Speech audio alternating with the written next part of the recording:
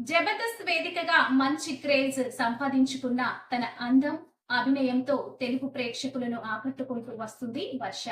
కామెడీతో నవ్వించే ఈ ముద్దుగుమ్మ డాన్స్ లోనూ ఆదరగొడుతోంది.